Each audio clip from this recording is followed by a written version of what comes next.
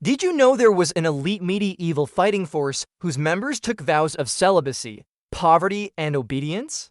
No, not the Jedi. I'm talking about the real-life Holy Order of St. John, also known as the Hospitallers. Now, if you've ever played the Assassin's Creed series, you may remember the badass female character named Evia. Well, the Hospitallers were actually based off of this real-life order. But who were they, in short? They were one of the most prominent military and religious orders to emerge in the Middle Ages, and their origins trace back to the Hospital of St. John in Jerusalem, which was founded in the year 1000 by a group of Italian merchants.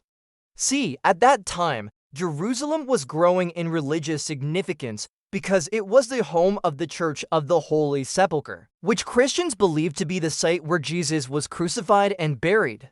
So as a result, Christian pilgrims were flocking to the city from all over Europe, many of whom fell sick or were in need of assistance. So these Italian merchants sought to address this issue by establishing a hospital to help care for the less fortunate.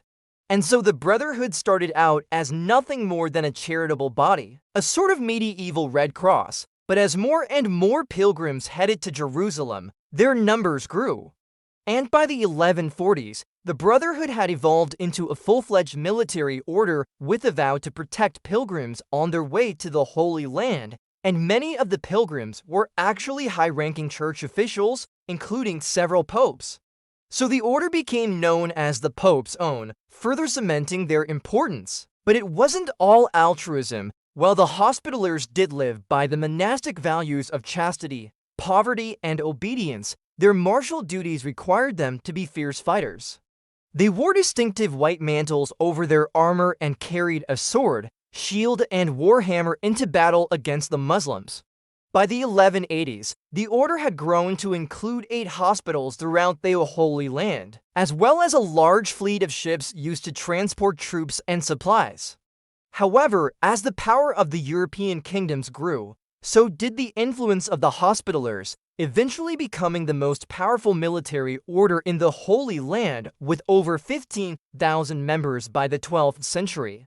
But as we all know, the Muslim forces eventually took over Jerusalem in 1187, and though the Hospitallers fought valiantly, they weren't able to prevent the fall of the city. So they retreated to the coastal fortress of Acre and continued to fight the Muslims for several more decades. But eventually the entire order was wiped out when the Mongols sacked the city in 1291. After the fall of Acre, the Hospitallers continued to exist in a few small pockets.